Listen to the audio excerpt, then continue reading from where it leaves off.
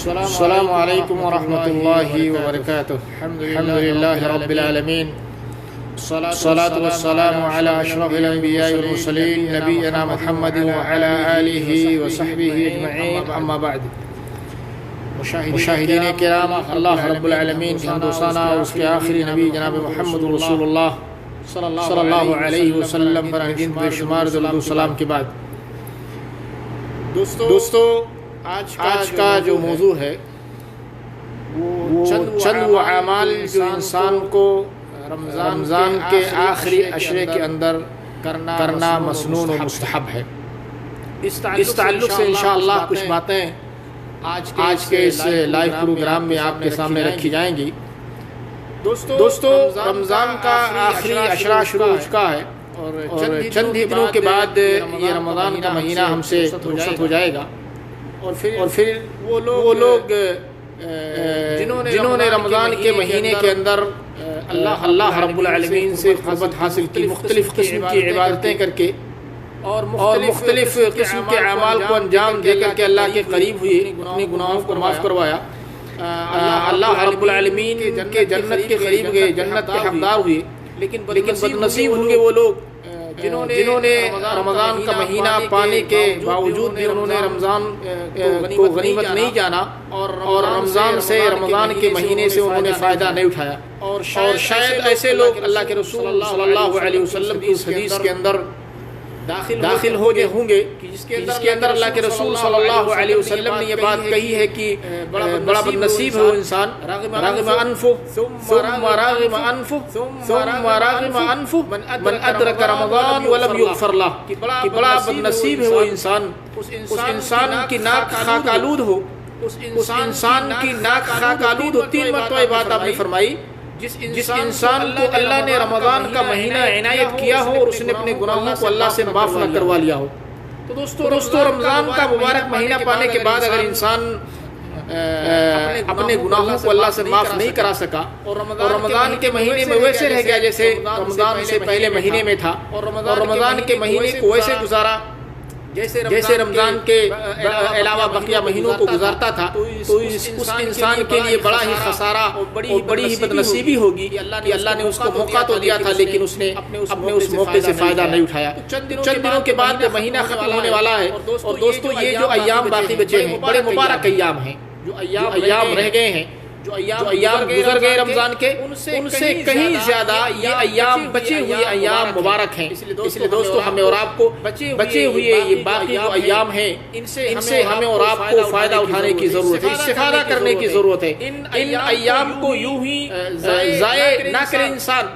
اس لیے کہ بہت بدنصیب ہوگا اگر ان ایام کو اس نے ضائع کر دیا بغیر ان سے استفادہ کیے ہوئے۔ تو دوستو یہ چند ایام باقی بچے ہیں اور بڑے مبارک ایام باقی بچے ہوئے ہیں۔ رمضان کے سب سے مبارک ایام ہیں جو باقی بچے ہوئے ہیں، انسان کو ان ایام سے استفادہ اور فائدہ اٹھانے کی ضرورت ہے۔ دوستو آج کے درس میں وہ چیزیں، وہ اعمال جو انسان کو ان ایام میں کرنے کی ضرورت ہے، انسان کو کرنا چاہیے۔ سب سے پہلی چیز ہے جو ان آخری عشرے کے اندر ہر مسلمان کو کرنا چاہیے کہ آخری عشرے کے اندر جو مبارک رات ہے جس کو ہم لیلۃ القدر یا شب القدر کے نام سے جانتے ہیں، اس رات کو پانے کے لیے انسان کو، ہر مسلمان کو انتھک محنت اور کوشش کرنی چاہیے۔ اس رات کو حاصل کرنے کے لیے انسان کو حریص ہونا چاہیے، اور اللہ کے نبی جناب محمد رسول اللہ صلی اللہ علیہ وسلم جو حدیث ہے صحیحین کے اندر حضرت ابو ہریرہ رضی اللہ تعالی عنہ کے طریق سے فرماتے ہیں کہ من قام لیلۃ القدر ایمانا واحتسابا غفر له ما تقدم من ذنبه، جس نے رمضان میں لیلۃ القدر میں، رمضان کے مہینے میں شب قدر میں قیام اللیل کیا، تہجد کی نماز پڑھی، تراویح کی نماز ادا کی، قیام اللیل اور تہجد کیا، اللہ پر ایمان کے ساتھ، احتساب کے ساتھ، ثواب کی امید میں اللہ تعالیٰ اس کے پچھلے سابقہ گناہوں کو معاف کر دیتے ہیں۔ تو دوستو اس مبارک رات کے اندر قیام اللیل کرنا، اس مبارک رات کے اندر تہجد کی نمازیں ادا کرنا، اس رات کو پانے کے لیے اللہ کی عبادتوں میں لگا رہنا، یہ بڑا عظیم کام ہے اس رمضان کے آخری عشرے میں۔ اور اللہ کے رسول صلی اللہ علیہ وسلم کی ایک دوسری حدیث آتی ہے، رمضان کے مہینے کے تعلق سے کہ جو انسان اللہ کے رسول فرماتے ہیں فیہ لیلۃ خیر من الف شہر کہ اس رمضان کے مہینے میں اسی لیلۃ القدر کی بات اللہ کے رسول صلی اللہ علیہ وسلم کر رہے ہیں کہ اس مہینے میں رمضان کے مہینے میں ایک رات ایسی ہے جو 1000 مہینے کی رات سے افضل ہے. 1000 مہینے جس کو اللہ تعالیٰ نے قرآن مجید کے اندر ذکر کیا ہے اِنَّا أَنزَلْنَاهُ فِي لَيْلَةِ الْقَدْرِ وَمَا أَدْرَاكَ مَا لَيْلَةُ الْقَدْرِ لَيْلَةُ الْقَدْرِ خَيْرٌ مِّنْ أَلْفِ شَهْرِ کہ شب قدر اور لیلۃ القدر کی جو رات ہے وہ 1000 مہینے کی رات سے افضل ہے. 1000 مہینے کو سال میں تقسیم کیا جائے گا تو 83 سال اور کچھ مہینہ نکلتا ہے. 83 سال 4 مہینہ 83 سال کچھ مہینے بنتے ہیں. یعنی ایک رات کی عبادت 83 سال اور کچھ مہینے کی عبادت سے افضل ہے. تو اسی چیز کو اس حدیث کے اندر بھی اللہ کے رسول صلی اللہ علیہ وسلم نے ذکر فرمایا خیر شہر کہ ایک رات ایسی ہے جو 1000 مہینے کی رات سے افضل ہے. من حرم خیرها فقد حرم جو اس رات کی خیر سے اس کے خیرات سے اس کی بھلائیوں سے محروم ہو گیا وہ تمام چیزوں سے محروم ہو گیا. تو دوستو یہ جو رات ہے شب قدر کی رات لیلۃ القدر کی رات بڑی عظیم رات ہے اور اس رات کو تلاش کرنے اور اس کو پانے کے لیے ہر مسلمان کو حریص ہونا چاہیے. اور سابقہ درسوں میں سے کسی درس کے اندر ہم نے اس تعلق سے گفتگو کی تھی کہ وہ رمضان کے آخری عشرے میں ہوتا ہے اور آخری عشرے کی راتوں میں سے وتر راتوں میں ہونے کی امید زیادہ ہوتی ہے اور انسان کو چاہیے کہ ان راتوں کو رمضان کے آخری عشرے کی ساری راتوں کو بڑی جد اور محنت اور کوشش کے ساتھ اللہ کی عبادت میں گزارے تاکہ وہ رات اس کو نصیب ہو سکے. تو دوستو ایک چیز تو یہ ہے کہ انسان کو اس رات کو پانے کے لیے اور اس کو حاصل کرنے کے لیے ہر مسلمان کو حریص ہونا چاہیے اور یہ سوچنا چاہیے کہ یہ جو ایام باقی بچے ہیں یہ جو ایام ہیں یہ ایام بڑے مبارک ہیں اور یہ ایام گزر گئے بغیر کسی فائدے کے بغیر کسی خیر کے تو پھر اس انسان سے بڑا بدنصیب دنیا میں کوئی نہیں ہوگا. ایسے ہی دوستو اس آخری عشرے کے اعمال میں سے ایک عمل یہ بھی ہے کہ انسان کو چاہیے کہ آخری عشرے میں زیادہ سے زیادہ قرآن کو ختم کرنے کی یا قرآن کی تلاوت کرنے کی کوشش کرے. ویسے رمضان کا پورا مہینہ قرآن کا مہینہ ہے, قرآن کی تلاوت کا مہینہ ہے, یہ مہینہ ہی قرآن کے نزول کا مہینہ ہے. لیکن انسان کو اس آخری عشرے میں زیادہ سے زیادہ قرآن ختم کرنے کی یا قرآن تلاوت کرنے کی کوشش کرنی چاہیے. اس لیے کہ ہمارے جو سلف گزرے ہیں, ہمارے سلف اسلاف میں سے بہت سارے لوگ رمضان میں قرآن کثرت کے ساتھ پڑھتے تھے اور بالخصوص رمضان کے آخری عشرے میں ان کی یہ قرآن کی تلاوت اور ختمات یہ اور زیادہ ہو جایا کرتے تھے. اس لیے قرآن کو آدمی قرآن رمضان کے مہینے میں ویسے کثرت کے ساتھ زیادہ پڑھے لیکن بالخصوص خصوصیت کے ساتھ وہ آخری عشرے میں زیادہ سے زیادہ قرآن کی تلاوت کرے تاکہ اس کو جو ہے اللہ رب العالمین کے ہاں اجر و ثواب اللہ رب العالمین اس کے قرآن پڑھنے کا دے. اس لیے کہ حدیث کے اندر آتا ہے کہ قرآن اور روزہ یہ اللہ رب العالمین سے شفاعت کریں گے. قرآن بھی اللہ سے شفاعت کرے گا اور جس نے قرآن کی تلاوت رمضان کے مہینے میں اللہ رب العالمین سے شفاعت کرے گا. تو یہ روزے اور قرآن دونوں اللہ سے شفاعت کریں گے روزے دار کے لیے کہ اللہ اس نے قرآن پڑھی تھی اسے معاف فرما دے. اور روزہ کہے گا اللہ اس نے روزے رکھے تھے اور اپنے کھانے پینے اور شہوات کو روک کر کے رکھا تھا, اسے معاف فرما دے. اللہ قرآن اور روزے کی شفاعت کو قبول فرمائے گا. تو یہ بڑا عظیم عمل ہے کہ انسان رمضان کے پورے مہینے میں اور بالخصوص رمضان کے آخری عشرے میں زیادہ سے زیادہ قرآن کی تلاوت کرنے کی کوشش کرے. قرآن کے ایک عمل تو یہ ہے. ایک عمل اور ہے رمضان کے مہینے میں جو بڑا مسنون اور مستحب اور مشروع عمل ہے اور وہ ہے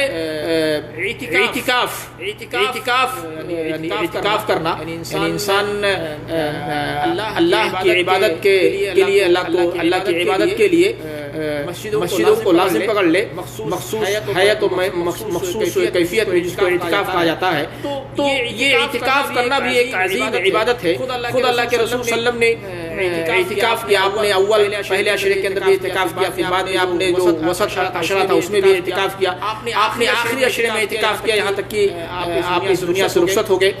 آپ کے بعد صحابہ نے کیا اعتکاف، ازواج مطہرات نے کیا، اور ایک بڑی عظیم سنت ہے اعتکاف کی جو انسان کو اس سنت پر عمل کرنا چاہیے۔ لیکن چونکہ دوستو آج اس سال جو رمضان کا مہینہ چل رہا ہے اور اس سال چونکہ مسجدیں بند ہیں اور حالات اتنے سازگار نہیں ہیں جو عام دنوں میں تھے، عام سالوں میں، تو اس سال مسجدوں وغیرہ پر داخلے پر پابندی ہے اور مسجدوں کو بند کر دیا گیا ہے۔ اس لیے یہ سنت مشکل ہے کہ آدمی اعتکاف کر سکے اور اعتکاف بیٹھ سکے، اس لیے کہ اعتکاف کے لیے شرط ہے کہ وہ مسجد کے اندر ہو، چاہے مرد اعتکاف کرنا چاہتا ہے یا کوئی عورت اعتکاف کرنی چاہتی ہے، اس کے لیے ضروری ہے کہ وہ اعتکاف مسجد ہی کے اندر ہوگا، گھروں کے اندر اعتکاف نہیں ہو سکتا۔ ہاں اگر کوئی آدمی سابقہ سالوں میں اعتکاف کرتا تھا تو انشاءاللہ اپنی نیت کے اعتبار سے وہ اس سال اگر اس کو موقع نہیں ملا تو انشاءاللہ وہ معجور ہوگا، اللہ اس کو اجر دے گا۔ یا کسی انسان کی نیت رہی ہوگی، پہلے سابقہ سالوں میں اس نے اعتکاف تو نہیں کیا لیکن اس سال اس کی عزم مصمم اس نے کر لیا ہوگا کہ مجھے اس سال رمضان کے مہینے میں اعتکاف کرنا ہے، لیکن حالات کے پیش نظر وہ اعتکاف اس سال نہیں کر پایا، تو انشاءاللہ اپنی نیت پر اللہ تعالیٰ اس کو ثواب ضرور دے گا۔ لیکن اعتکاف کے لیے مسجد ضروری ہے، مرد ہوں یا عورتیں، اعتکاف گھروں کے اندر نہیں ہو سکتا، گھروں کے اندر اعتکاف نہیں ہو سکتا۔ وَلَا تُبَاشِرُوهُنَّ وَأَنْتُمْ عَاكِفُونَ فِي الْمَسَاجِدِ، یہ قرآن مجید کی دلیل جس کے اندر مسجد کی شرط ہے کہ مسجدوں کے اندر اعتکاف کرنا ہی ضروری ہے، گھروں کے اندر اعتکاف نہیں ہو سکتا۔ تو یہ ایک سنت ہے، عام سنتوں کا چونکہ ذکر میں کر رہا ہوں اس لیے یہ بات بھی آ گئی کہ سنت ہے کہ آدمی آخری عشرے میں، رمضان کے آخری عشرے میں ایک عظیم عبادت ہے جس کو انسان انجام اس کو دینا چاہیے، لیکن حالات کے پیش نظر اس سال وہ اس عمل کو انجام نہیں دے سکتا، لیکن انسان کی نیت پر اللہ اس کو ثواب ضرور دے گا۔ ایسے ہی دوستو آخری عشرے کے اعمال میں سے ایک بڑا اچھا عمل ہے جو انسان کو کرنا چاہیے، آدمی کو زیادہ سے زیادہ صدقے، لوگوں کو کھانا کھلانا، مساکین اور فقراء اور غریبوں کو صدقات و خیرات کرنا زیادہ سے زیادہ اس آخری عشرے کے اندر، یہ ایک بڑا عظیم عمل ہے۔ اور خاص کر کے آج کے ماحول میں جب کہ پوری دنیا کے اندر یا بیشتر جگہوں پر لاک ڈاؤن ہے، لوگ پریشان ہیں، غرباء اور مساکین کی حالت بڑی خراب ہے، تو اس آخری فضیلت والے دنوں میں یہ فضیلت والا کام کرنا بڑا عظیم عمل ہوگا کہ انسان اس فضیلت والے دنوں کے اندر کر لے جو اس آخری عشرے میں کرنا چاہیے۔ حضرت یہاں اثر بیان کیا جاتا ہے حضرت علی رضی اللہ تعالی عنہ کے تعلق سے کہ اللہ کے نبی صلی اللہ علیہ وسلم نے فرمایا کہ ان فی الجنۃ غرفا یرا ظهورها من بطونها وبطونها من ظهورها قالوا لمن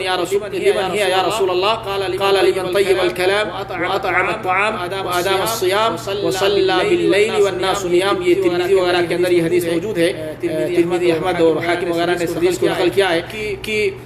جنت کے اندر کچھ غرفے، کچھ کمرے ایسے ہوں گے جن کا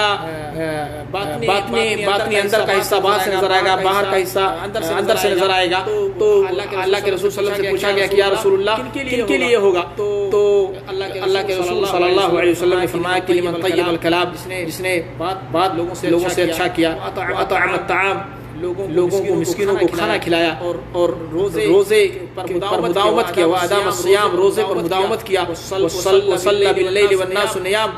رات میں نماز پڑھی جبکہ لوگ سوئے ہوئے ہوتے تھے۔ تو یہ اس حدیث کے اندر بھی اس فضیلت کا ذکر ہے کہ انسان کھانا کھلائے، کھانا کھلانا، مسکینوں کو، غریبوں کی حاجت پوری کرنا ایک عظیم عمل ہے، ایک بہترین عمل ہے جو انسان کو کرنا چاہیے، بالخصوص فضیلت والے موسم میں، فضیلت والے زمانے میں جو آخری عشرہ ہے، تو انسان کو فضیلت مکان، جگہ کی یا موسم کی فضیلت کی وجہ سے اس کا عمل بھی بڑا فضیلت والا ہو جائے گا۔ اس لیے انسان کو یہ عمل کرتے رہنا چاہیے۔ ایسے ہی آخری عشرے کے اندر آخری چیز جو ہے وہ یہ آخری چیز کیا، بلکہ اس سے پہلے کہ آدمی زکوٰۃ الفطر کا اہتمام کرے جب اس کا وقت آئے۔ وقت ابھی نہیں ہے لیکن جب وقت آئے گا، میں نے بتایا تھا کہ عید سے ایک دو روز پہلے نکالنا جائز ہے. وقت جواز عید سے ایک دو روز پہلے ہے. اور وقت استحباب جو ہے وہ چاند نکلنے کے بعد اور عید کی نماز کی صبح ہے. وقت استحباب یعنی وہ افضل وقت وہ اس دن ہے، یعنی عید کے دن کی صبح نکالنا. اسی لیے عید کی نماز کو تاخیر سے پڑھنے کا حکم ہے کہ آدمی اپنا زکوٰۃ الفطر وغیرہ نکال کر کے مسکین تک پہنچا دے، اور اس کے بعد پھر وہ عید کی نماز پڑھنے جائے، اور اس میں تاخیر سنت ہے. تو افضل وقت وہ عید کے دن کی صبح ہے. اور جواز والا وقت یعنی جائز وقت وہ ایک دو روز پہلے بھی زکوٰۃ الفطر نکال سکتا ہے. یہ بھی ایک عظیم عمل ہے جس سے انسان کے روزوں میں کمی کچھ ہوئی ہوگی تو اللہ اس کے ذریعے پورا کر دیتا ہے. فقراء اور مساکین کا کھانے کا وہ انتظام ہو جاتا ہے تاکہ عید کے دن فقیر اور مسکین کسی کے دروازے پر مانگنے کے لیے نہ جائیں. یہ ایک اچھا عمل ہے. ایسے ہی دوستو یہ آخری عشرے کے اعمال میں سے ایک عمل یہ ہے کہ انسان دعاؤں کثرت کے ساتھ دعائیں کرے. آخری عشرے میں انسان کثرت کے ساتھ زیادہ سے زیادہ دعائیں کرے. ویسے دعا پورے رمضان کے اندر انسان کو کثرت کے ساتھ کرنا چاہیے، لیکن آخری عشرے میں اور بالخصوص شب راتوں میں کثرت کے ساتھ دعائیں مانگنا اور دعائیں کرنا یہ رسول اللہ صلی اللہ علیہ وسلم نے اس کی ترغیب دی ہے اور اس پر ابھارا ہے. اور حضرت عائشہ رضی اللہ تعالی عنہا کی حدیث ہے، کہتی ہیں کہ حضرت عائشہ نے اللہ کے رسول صلی اللہ علیہ وسلم سے ایک مرتبہ پوچھا، کہا کہ ارائیت ان وافقت لیلۃ القدر ما اقول، کہ اگر مجھے یہ پتہ ہو جائے کہ بھئی اس رات کو شب قدر والی رات یہ ہے تو میں اس رات میں کیا کہوں؟ اللہ کے رسول صلی اللہ علیہ وسلم نے فرمایا قولی اللہم انک عفو تحب العفو